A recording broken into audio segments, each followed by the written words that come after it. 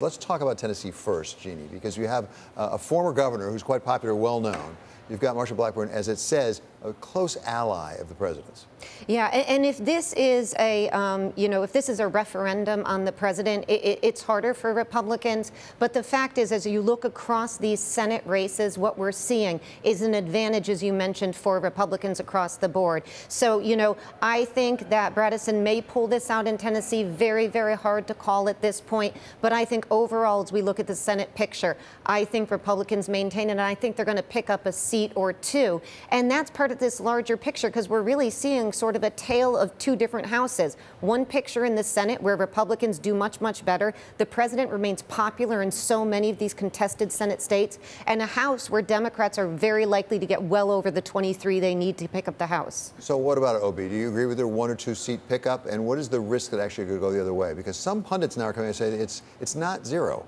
Well, nothing's ever zero, but I don't see them losing seats at this point in the Senate. I see them picking up. I think when you look at states like Nevada, you have there the unions that used to be behind Harry Reid so much when they were defending Harry Reid and then his seat. Now they love the incumbent right now. He's a terrific guy. He's been there. He's them, and so forth. So it's terrific at that point. Then when you look at Texas, I think it's much more of a cruise. Having run for president, been on the right.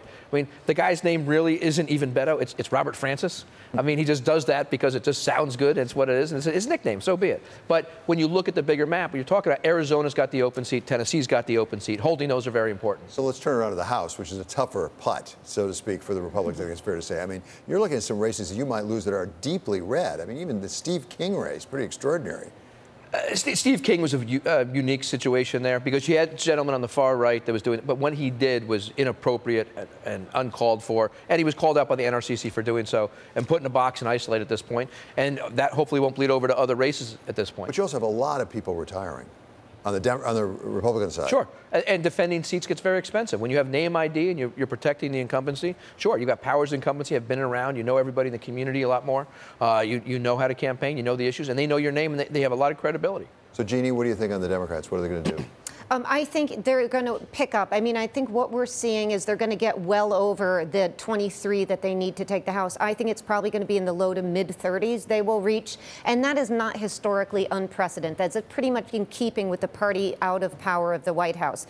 But what I think is happening is because so many of these contested, there's about 60 contested races in the House, so many of those are in these suburban districts where the president's very rhetoric that we're talking about on the border is not playing well with the suburban educated women that are going to decide these districts. And that's where the Republicans are really fractured. On the one hand, they need the president to get out his base and they need to hug him close. And on the other hand, they can't run away from him fast enough because he's toxic to so many of these moderate, independent Republican women who are not attracted to this kind of vitriol. And that's why the president doesn't want to talk about what happened in Pennsylvania. It comes back to all politics locals. There's 36, according to Real Clear Politics, there's 36 House seats that are tossed up at this point.